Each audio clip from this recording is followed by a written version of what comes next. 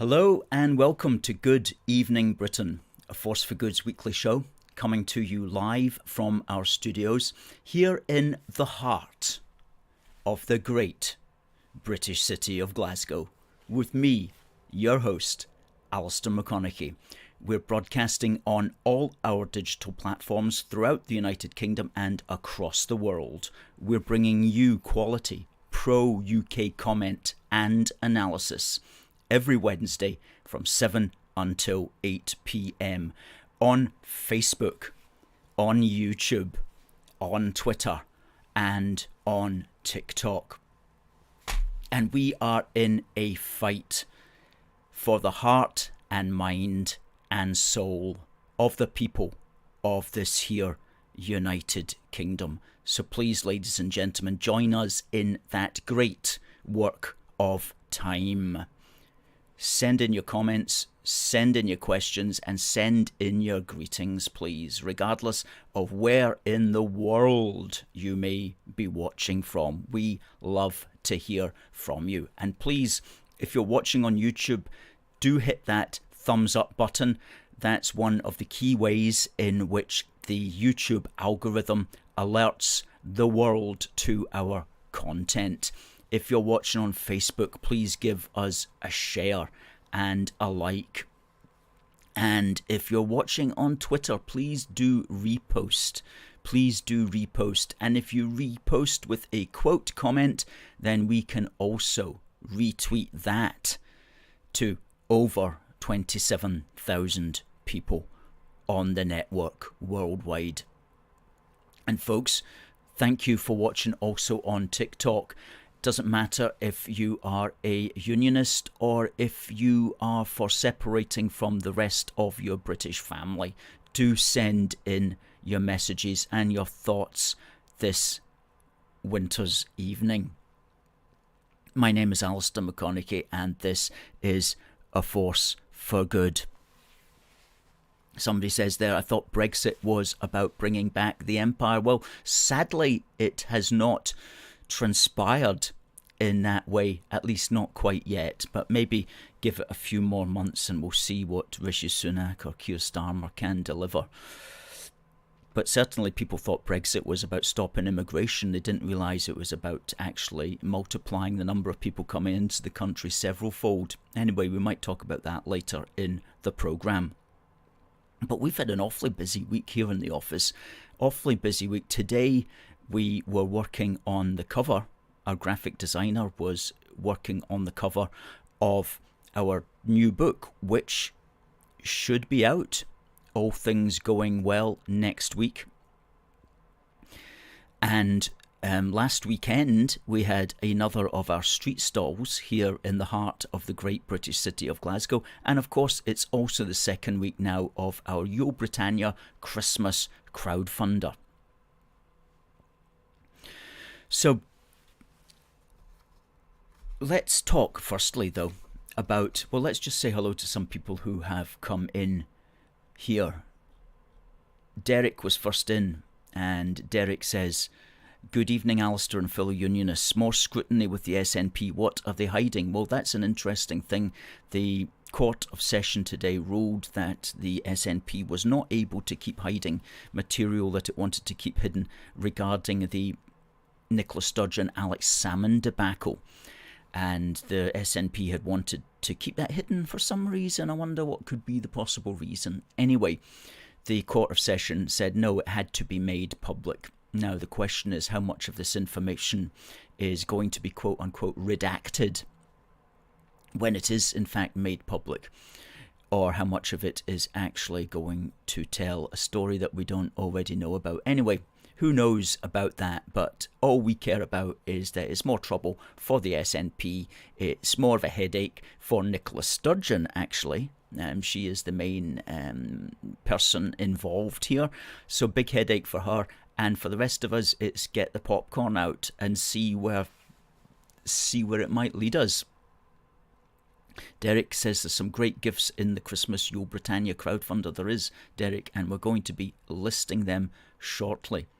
As Derek says, they're perfect for weddings, Christmas, presents and birthdays. and he's looking forward to the new book. Debbie says, good evening, everyone. Good evening to you, Debbie. Hope you are well. Paul's viewing from the Garden of England, otherwise known as Kent. And that Preston journalist, a great supporter of the show, says, evening, Alistair. Have you seen that useless Yusuf is bringing in another rate of income tax? You've got me there. I had not seen that. Is that just recently today? Or basically, it's not going to be good for us anyway. It's not as if he's going to be lowering the income tax, I can't imagine. Hello to TC and to Derek, and hello to Catherine. Derek from the great British village of Armadale, and Stuart from Elgin. Is Elgin a city? I don't think so. I think it's a town. But tell me otherwise, Stuart. Hello to Kat and everyone in the live chat. And Christopher says, a wonderful British evening to all. And David from a chilly Kilsyth wishes an evening good. TikTok says, encourage your viewers to share your live and invite more friends. Folks, please share this live. Please share this live on TikTok.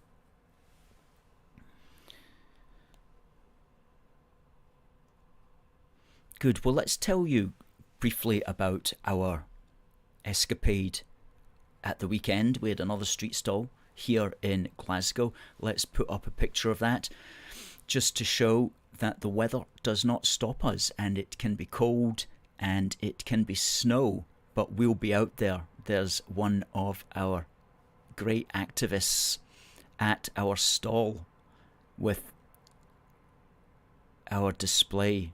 Okay, next pic. One of the punters signing our petition there as well at the stall. Quite a few signatures on the day. There is the stall with all our goods, including there in the centre our magazine, our latest magazine, that is King and Country, and that's a close-up of the stall. Now let's just hold it there for a second.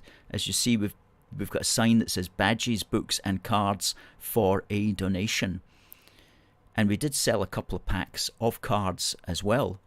I was pleased to not sell, gave away for a donation, and they were the Christmas cards, so I was pleased about that. And in fact, okay, our Christmas cards, which we're needing to shift, we've only got 5 packs left, and these are the Christmas cards we got done a couple of years ago, actually. Wishing you a glorious British Christmas, which shows the kings and queens from the glorious revolution to the late Her Majesty. And so they're a little bit out of date. That's why we've reduced the price on them right down, just simply to cover the cost of postage. So if you'd like a pack of 5, we can send these to you. They're A5 and they're blank on the inside for your own message. We'll put the link up in the thread. You'll find the link for that. But it's at our shop, and we'll stick the shop up there. Shop, aforceforgood.uk/shop-1. There we go. Good stuff. Hi to British Legends.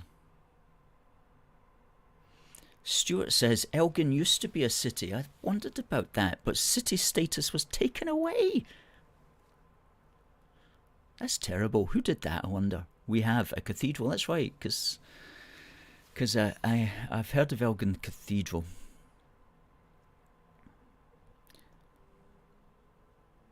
Asifa says, hello from Glasgow. Long live my beautiful country called the United Kingdom. We second that emotion, Asifa. Paul says, the PM's behaviour towards the Greek PM was a disgrace, regardless of your views on the Elgin marbles. The king redeemed the situation by wearing a tie with Greek flags.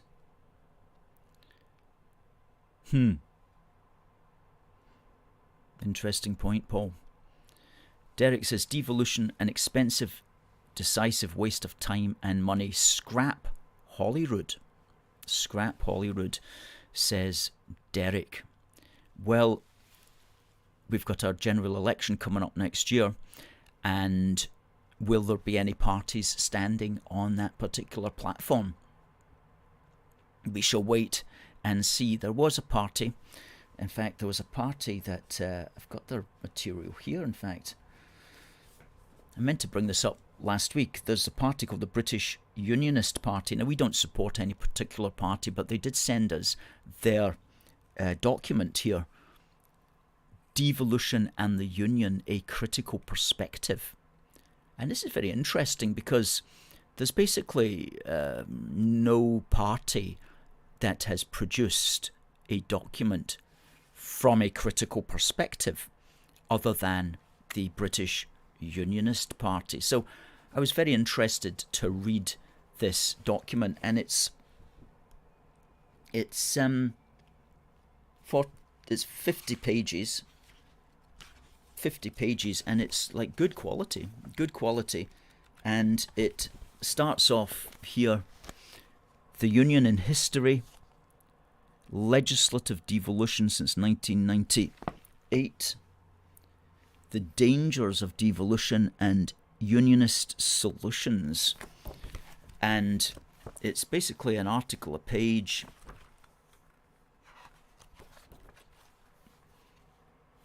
Challenging the pro-devolution consensus.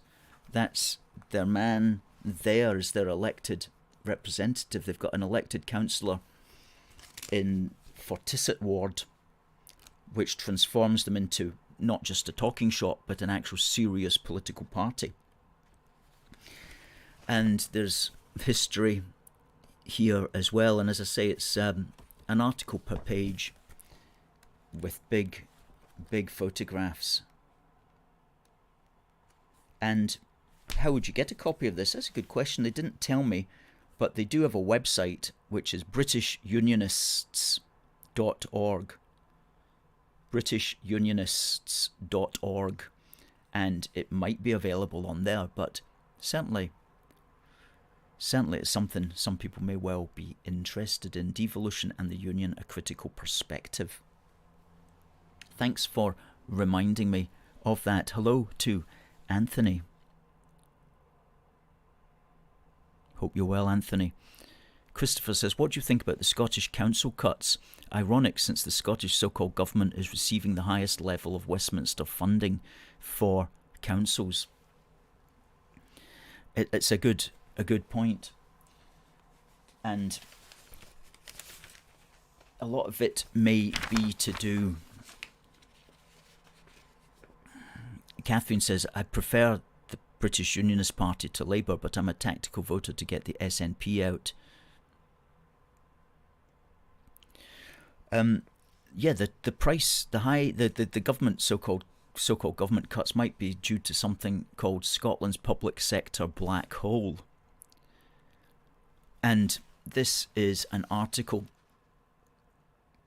which appeared actually back in October, and it says, an explosion in the size of Scotland's public sector, as well as soaring pay deals, have helped punch a huge black hole in the SNP government's finances that threatens services. Auditors warn, and an organisation called Audit Scotland, wow, what an original name, said the number of Scottish Government employees has surged by 65% since devolution in 1999. That is, from the equivalent of 150,000 full-time workers in the Scottish public sector prior to devolution to 245,000 this year. That's almost another 100,000 public sector workers. Well, I suppose that's what's going to happen when you basically reinvent the wheel. because a lot of these jobs in Scotland were already being done by the 150,000 full-time workers. But now that you've got devolution, you're just bloating the public sector to another 100,000, and so that's going to cause a lot of problems with the budget for the public sector. Around half the surge in the number of public sector employees in Scotland since 1999 occurred in the NHS, while a further 27,000 was attributed to police and fire services being transferred to central government. Now that's interesting, isn't it? Remember when, prior to Alex Salmond so-called nationalising the police and the fire services, doing that has added another 27,000 people to the payroll. Why would it do that? Incredible. And here we go. The audit said the number of civil servants rose from the equivalent of 14,000 full-time workers to 26,000, partly thanks to creating agencies to handle newly devolved powers, such as Social Security Scotland. Okay, so Social Security was being dealt with at the overall British level with British civil servants in Scotland. They devolved it to Holyrood, and that required them to get another 12,000 public sector workers. Incredible. So that's the reason for, one of the main reasons anyway, for it. And talking about the public sector, and this brings us in nicely into our new book, which we're working on. This is from The National yesterday. 9th White Paper says Indy would allow Scotland to transform its social security system. It's always about transforming, isn't it? There's always the implication that it's going to be transformed and it's going to be so much better. So much better because Scotland will be independent, and you'll have people like Shirley Ann Somerville who will not only lead the launch of the latest White Paper but will be telling us and ensuring that we, quote, have an adequate level of support for everybody, which, guess what, apparently we don't have within Westminster, but we're going to have when they get their way. Aye, right. But remember, this 9th White Paper was produced by the British civil servants, being paid for by you and I, who are doing the beck and call of Humza Yousaf. And it's all perfectly legal, and it's all perfectly within the law that our money as British taxpayers are being used to fund civil servants to write stuff like this, which is deliberately intended to break up the United Kingdom. Isn't that mental? Meanwhile, A Force for Good is trying to raise some pennies to campaign for the Union next year. We don't have the help of the British government funneling billions into us in the way that the SNP has, but we do rely upon the good supporters that we have throughout the United Kingdom to keep us going. So folks, if you can, please do hit that Crowdfunder link, and we'll keep the Crowdfunder link running across the bottom tonight, which is crowdfunder.co.uk/AFFG 2024. We're 1 week into it, and it's fair to say it's not yet setting the woods on fire. Perhaps later it will do so, but at the moment it's still very much in the tentative early stages, and maybe we can reach a little bit more in the next few days, folks. The black hole lives on in Bute House, says Stuart. And Christopher says, another interesting fact is that a large number of public sector jobs in Scotland are with UK agencies, such as HMRC. That's correct. And what they're trying to do, and what Gordon Brown wants to do, is to put even more of these public sector jobs to devolved institutions. He wants to devolve the jobs centres, and that will be, again, that's going to be an absolute disaster, because they're going to change it to Jobs Scotland. This is if Gordon Brown gets his way. They'll change it to Jobs Scotland. They'll change the outside, the exterior, the interior decor to make sure that you understand you're walking into Scotland's job centre. And they're going to do exactly what this woman, Shirley Ann Somerville, wants to do, which is to create a Scottish social security system under a devolved system, which she will always use as she'll use it as a political tool to basically say that we would be so much better and we would be doing so much more if we were not tied into the rest of the jobs system. And so we need to now get out and we need to have separation. In other words, she will basically weaponize any kind of devolution in order to promote her way. And we wrote about this. We did half a chapter on this in our new book, specifically about what they'll do with the job centres if they get devolution for the job centres under a Labour government. Believe me, a Labour government will endanger the union. And in some ways it'll be worse than just simply having 48 SNP MPs, because you get 48 SNP MPs at Westminster. What are they doing? Not very much. You get a Labour government that wants to mess up the UK, then they will actually make that happen. So very much a Hobson's choice whether you vote SNP or Labour, quite frankly, and we won't be recommending a vote for any particular party next year, unless it's British Unionism or something like one of these particular groups. Anyway, totally understand people who want to get the SNP out, and it's just an unfortunate situation that we're stuck in, isn't it? Anyway.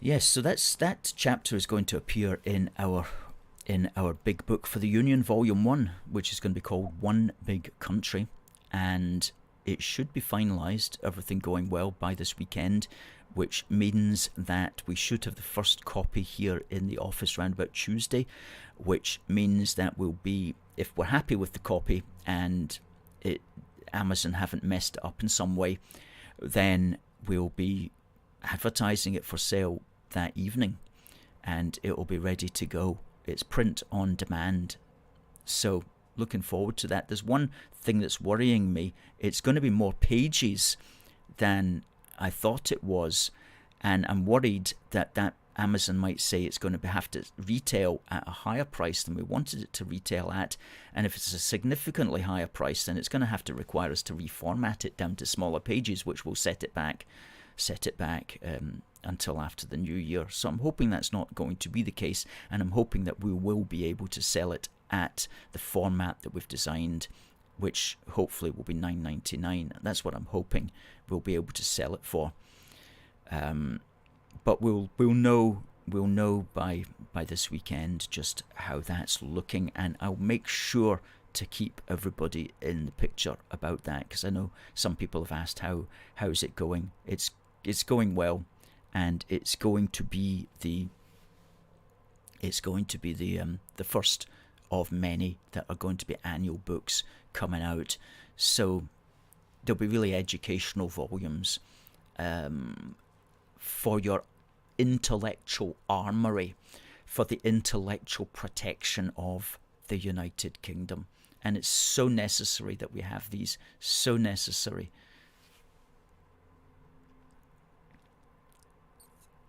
Paul says, what is AFFG's view of the late Alistair Darling? Well, he died on St Andrew's Day, and the next day the Daily Telegraph had a obituary for him, which we which we put out on the page, and we did say that we're certainly very grateful to him for leading the better together side and delivering the victory. And he was probably the right man at the right time to do what needed to be done. Certainly at the time, I couldn't think of anybody else who was better suited to lead the No campaign, as it was called, the No Thanks campaign. Certainly from the establishment, that is. He did very well at the time. The other person at the time who did very well was George Galloway. Neil Oliver was just coming into his own around about that time. He didn't play a big role in that, but no, Darling did well, and we were very grateful for everything that he did for the Union. Died at a relatively young age as well, of cancer, unfortunately. Christopher says, Labour policymakers are absolutely naive. They do the bidding of the enemies of the UK without even realising it. Absolutely, and that's just so true. They never learn either. Somebody says, Free England. Well, that's an interesting angle. Somebody on TikTok. What would we say to that? We would say that it's not as if it says Free England, away you go. Well, the thing is, we can't go anywhere. That's the thing. Even if all parts of the United Kingdom wanted to break away from each other, we're all going to be stuck in the same small island group. And that's perhaps what the Republican Irish didn't really fully grasp. To make reference to the next comment there, they didn't seem to realise that they would still be stuck on the same island with the people that they disagreed with. So what we find, and what we've always argued, and what we argue in our big book for the Union Volume 1, is that the United Kingdom is the best way for us all just to rub along, because we'll always be stuck in this small island group with people often with very different points of view. But so long as you keep us within the big United Kingdom pond, then we can all swim around and generally avoid each other when and where appropriate. But when you take us out of that big British pond and you put us into our own separate countries, then we're all suddenly very tightly stuck in with each other like big fish in a goldfish bowl, and that never ends up well for anybody, especially not for the fish. So we would argue, to see the big picture, sir, see that we're still and will always be part of our one big island group, which we like to call our one big country.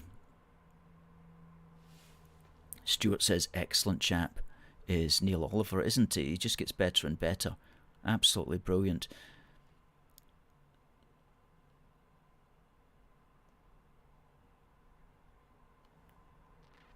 Christopher says, Alistair Darling was a man of gravitas and intellectual depth. We don't have many of those these days, it seems, do we? Intellectual depth. Who would be a politician with intellectual depth today? I can't. None are immediately springing to mind. I know Jacob Rees-Mogg sort of pretends to be of that sort of type, but I wouldn't really class him as such, really, although maybe he's the most he's the one that makes the most of it, but there doesn't appear to be many others. If you can think of any, send them in.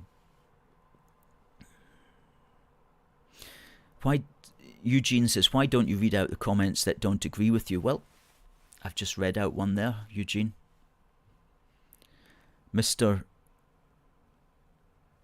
says he doesn't think that the Reform Party will stop the boats, by the way. That's an interesting thing about the Reform Party. If they do stand, they could cause significant problems for probably the Tory party. They will take Labour votes as well. And they will certainly ensure that the Tories will lose a lot of votes at the margins.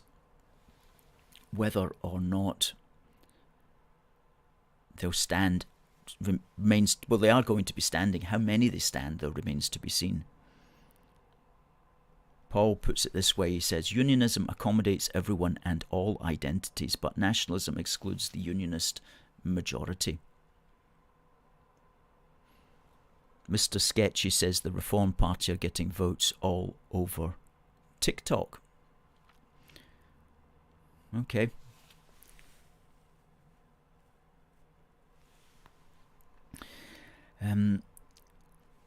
Right, well, it's the bottom of the hour. I want to have our On This Day in British History. Now, folks, I'll ask a question about this, and the prize will be this vintage Union Jack card holder, which is good for these travel passes and things like that you can put in there, whip it out, and get through the day. And so send your answers to the question which I'm going to ask to contact@aforceforgood.uk. And what we'll also do is we'll send you a packet of Royal Air Force Typhoon Display Team coffee, which is very good. So, on this day in British history, and there's a little backup story to this. 2 years ago, 3rd of November 2021, I was walking down one of the main roads here in Glasgow, near where I live, and there were some pages of what looked like a magazine fluttering on the pavement. And I'm kind of unusual in that I'll stop and pick up stuff because I can't get enough information. And so I see something and I have to pick it up because it might have important information on it. I'm just like that.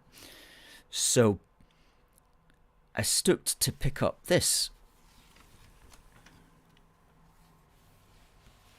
Okay, I haven't even sellotaped it yet. And it was, would you believe, some pages from the Illustrated War News, January the 9th, 1918. What was that doing fluttering about the street that I was walking in? That's the weirdest thing. It's like it looks like a magazine, and it's from, well, it is a magazine from the Illustrated War News. And it says here, the Halifax disaster, the ramming and explosion, and there's nothing else on that because the page is missing. So I'm like, took it home and I googled the Halifax disaster, which happened on this day, 6th of December in 1917, and would you believe it was the biggest man-made explosion to that date.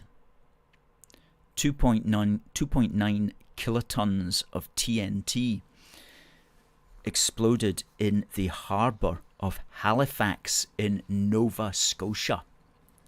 Okay, and what happened was there was a Norwegian vessel called the SS Imo in the harbour of Halifax, and it was leaving, and somehow it collided with a French cargo ship, the SS Mount Blanc, which was laden with explosives which were destined for the war in Europe. And the explosion, the IMO hit the Mont Blanc, and the Mont Blanc started to go on fire, but it didn't explode, so it gave some time for people to notice what was going on. But when it did explode, 1,782 people in the town of Halifax were killed, and around 9,000 injured. So I had never heard of that until I found this piece of paper fluttering in the breeze a couple of years ago. And so let's just put up a pic that we've got here. You see, that looks like the aftermath of a nuclear explosion almost. But that's some of the Halifax shoreline, just totally devastated. These were all houses there. And in the background, on the right of the picture as you look at it, that's actually the IMO, which somehow didn't get particularly damaged. Unless it had maybe, I don't quite know what had happened, if it maybe just continued to sail on a bit after colliding with the Mont Blanc. And the next picture shows the blast radius of the bomb. Do we have the next picture here? There we go.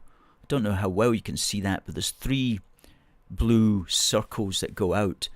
So you see most of that town there was taken out.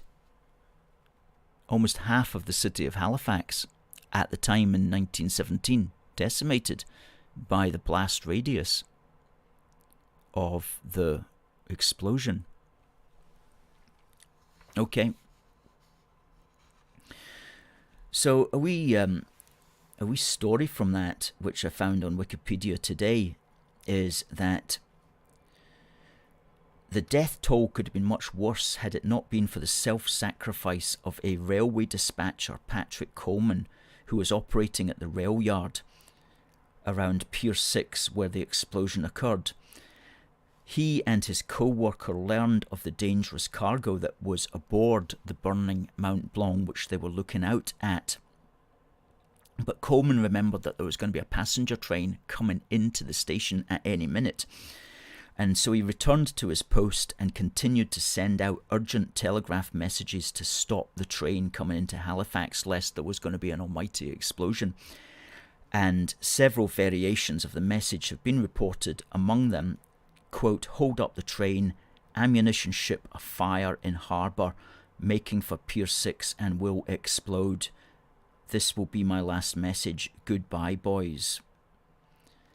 And so, basically, thanks to Patrick Coleman, his message was responsible for bringing all the incoming trains into Halifax to a halt, as it was also heard by other stations along the Intercontinental Railway. And he is believed to have saved the lives of about 300 railway passengers as a consequence of his messages, but he himself was killed at his post. So that was the Halifax explosion, the biggest of all time to its date, on this day, the 6th of December in 1917. Halifax, Nova Scotia. Has anybody been to New Scotland?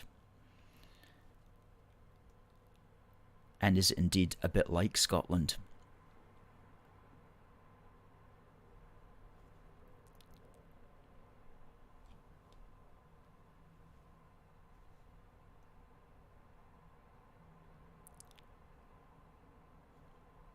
Paul says, talking of explosions, the one which caused the Loch Nagar crater must rival the Halifax disaster. I'll look into that, Paul. I'm not exactly sure about that one. Was that a World War one? A World War one? There was an awful lot of explosions back then, and an awful lot of ships exploded as well because of things like guys dropping fags into explosive dust and things like that. Things that, in some ways, you could say, with the benefit of hindsight, could have been avoided. Terrible ones as well. Oof. Coal mining explosions as well. So many.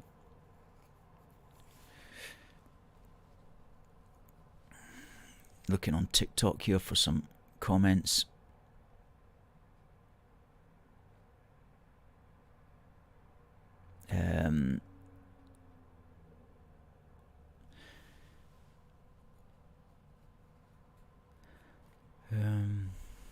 Yeah.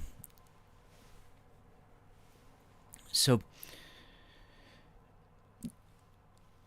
let me ask you a question about that. Very easy one for your coffee and your card holder.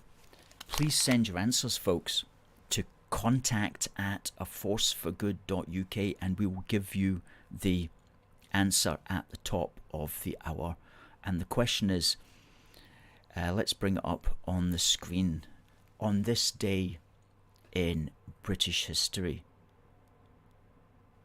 British and Commonwealth history, what was the name of the Nova Scotia town which suffered the biggest explosion ever to that time in 1917?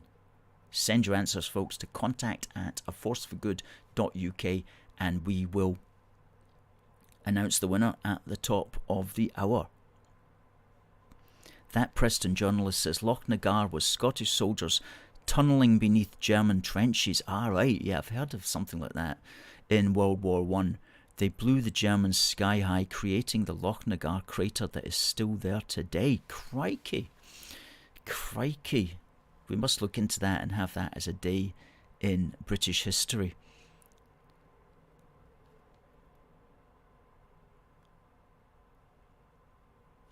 Definitely. Thank you for that information, sir.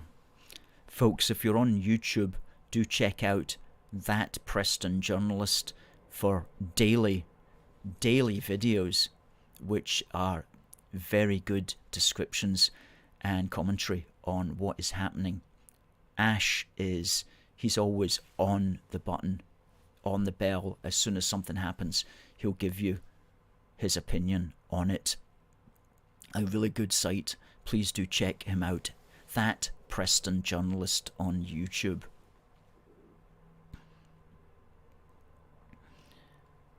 Paul says, yes, it was at the Somme, and the crater is still a tourist attraction. Stuart says, when is the Preston Journalist a guest again? Well, good point. We could have the Preston Journalist very, very shortly. We'll look into it and see when he is available to be on the show. Maybe get him before Christmas. That might be an idea.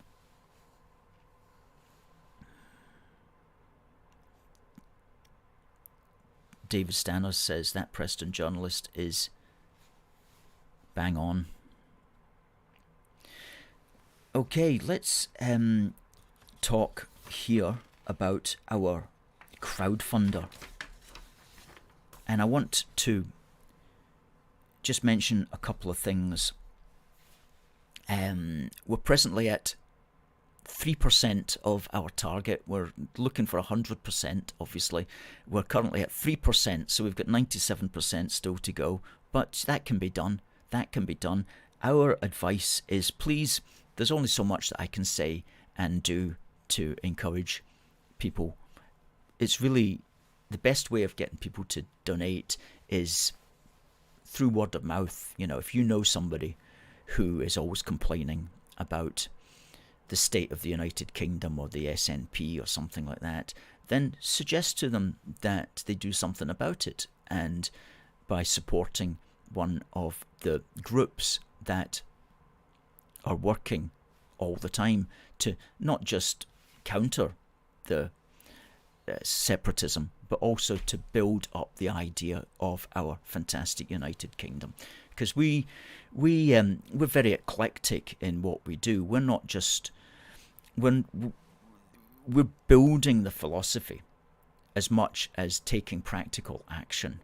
Okay, and we're building that philosophy through our magazines and through our hard copy books and through our on this day work, which we put out every day on Twitter and Facebook and Instagram and Substack.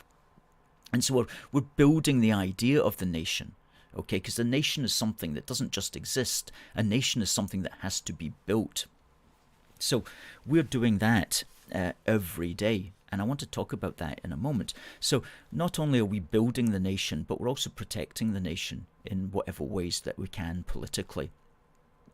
And we do have a lot that we do every year, and what we want to do next year also, a lot of things. So if you check out crowdfunder.co.uk/AFFG 2024, we do lay it all out there, folks. And so please, if you know of anybody who's got a few pennies to spare, and I know many people don't have much to spare at this time because of this cost of living crisis, but there are rich people out there who do have money, who will spend it on things that they believe in. And there's a lot of people there who haven't yet discovered a force for good.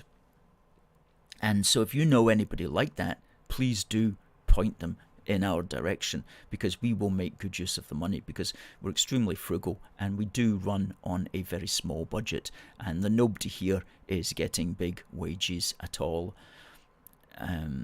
That's for certain. Good. So some of the things that we've got at our crowdfunder, now a lot of people just come in and they donate, and that's fine. But if you want to donate and also get something for it, then we've got a whole list of what Crowdfunder call rewards.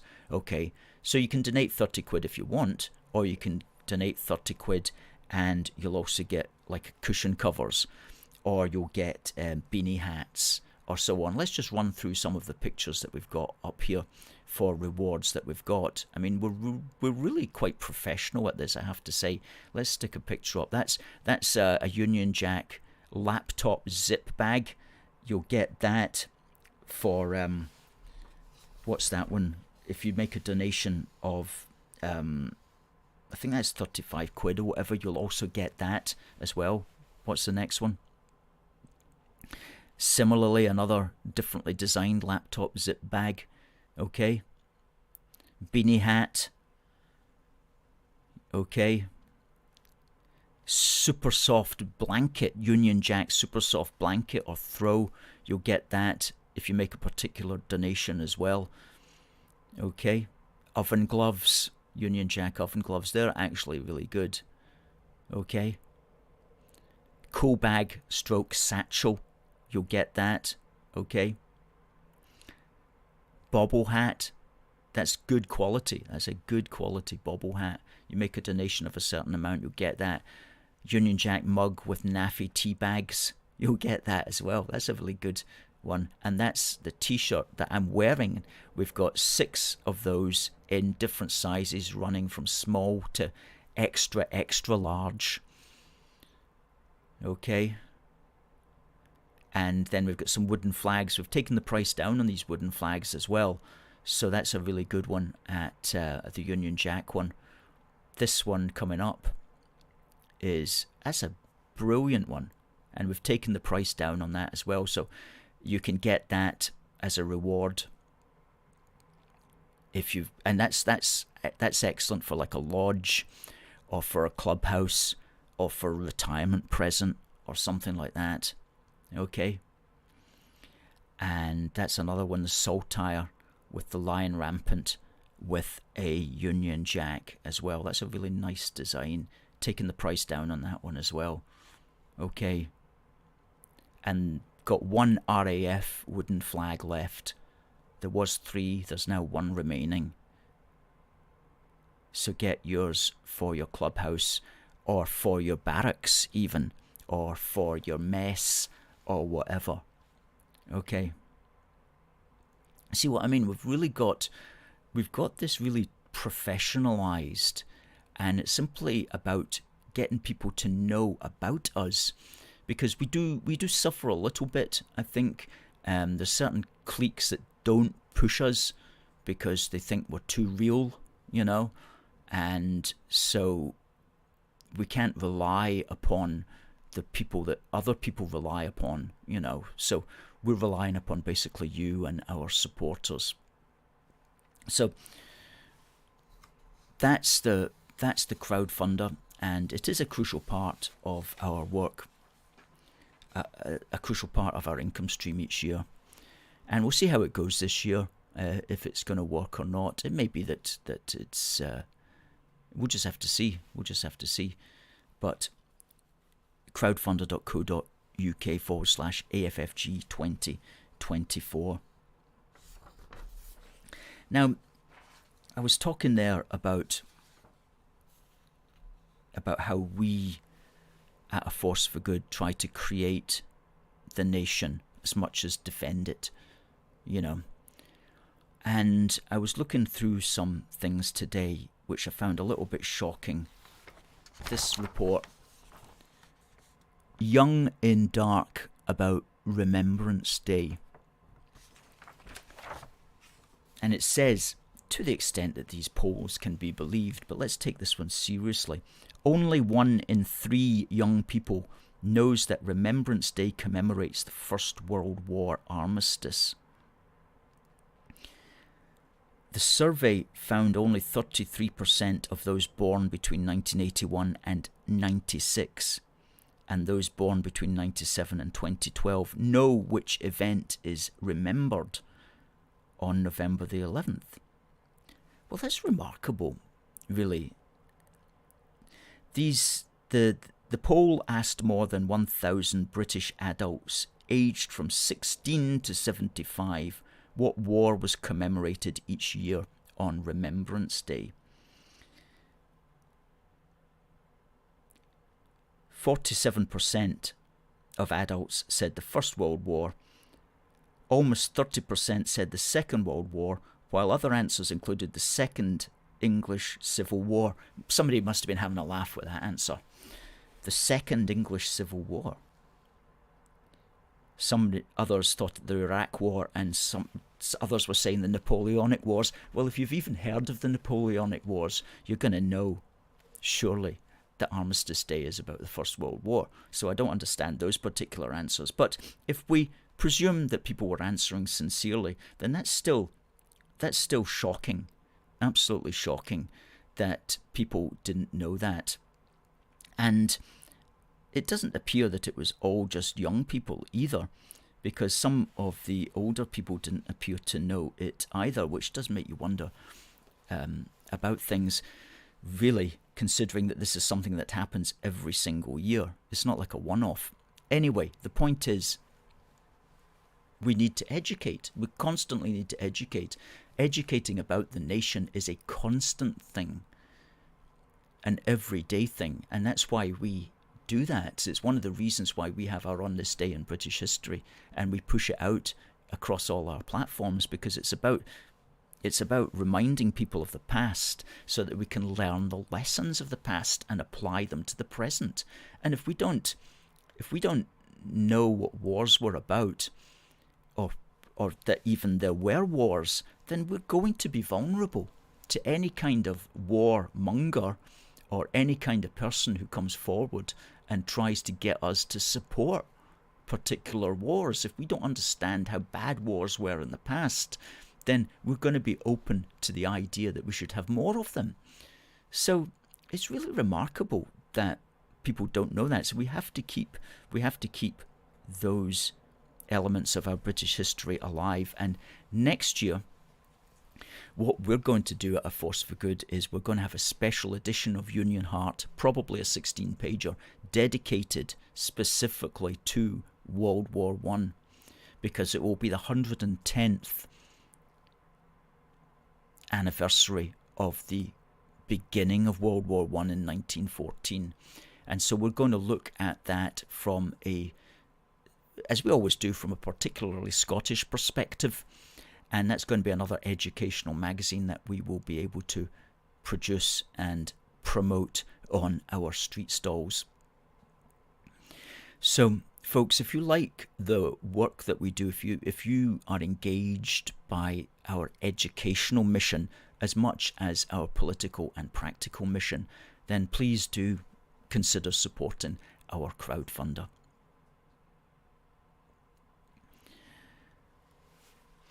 And Tommy says, did it not change from the First World War to all wars? I think that it did, really. Yeah, I think that it did. It did start off as a commemoration, obviously, of the First World War. But as time went by, And as young Willie McBride had to fight again and again and again and again, so it changed to remembering all wars, and that's what we do with it today, isn't it? We remember everything from all wars right up to the present day.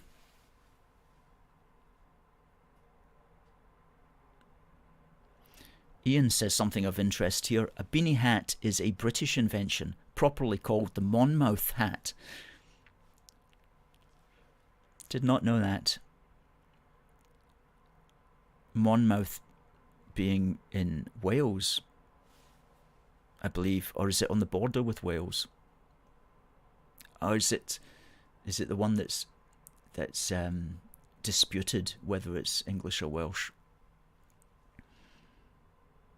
Stephen says ignorance on such matters is the result of 60 years of left-wing teaching.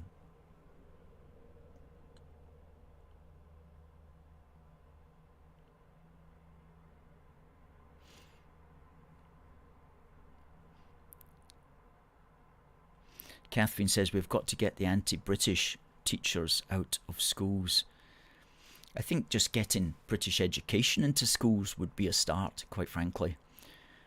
Getting critical elements of our history written into the curriculum. And I'm very much a dates and facts kind of person, because once you've got the dates of things, you can put it into a logical line. But if you don't have the dates of things, then you can't add it all up. There's no timeline. So I'm very much a timeline kind of guy. Get the British timeline in there. And then teach the basics, and then leave people to form their own political judgments on the matters. Because of course everybody's got a political opinion about World War I or World War II or whatever. But what a lot of modern education does is it comes in with a ready-made political point of view that you've got to accept. Where I'm not like that. I'm like, give us the names, give us the dates, give us the places, and then let us make up our mind politically on whether that was good, bad, or indifferent. And that's the way I think that you should go at it. Catherine says the magazine sounds great, regards World War I, and produce a British versus SNP cartoon for the younger generation. We need humour. Indeed, indeed. Well, we try to do our best to keep the British end up, as they say, because goodness knows we need it. Michael says hi, just at the point when we're bringing the program to a close. Michael, I hope things are well with you. Now,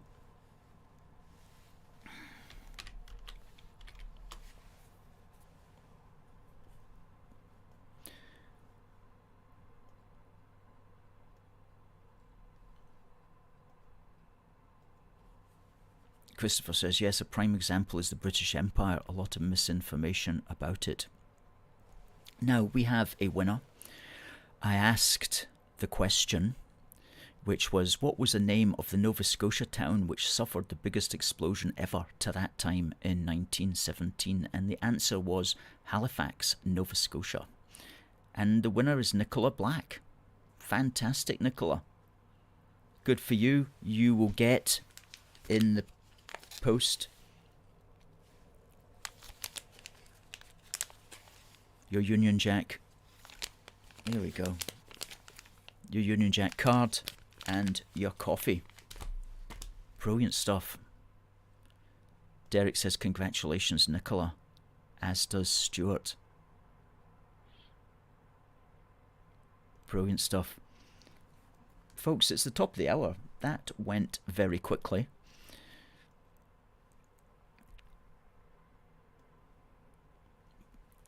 Paul says, we need dates in history, we need timelines. Things don't happen in a vacuum. We need to know what happened before and after. Absolutely. Tommy says, well done, Nicola, for winning. And Catherine says, congratulations, Nicola.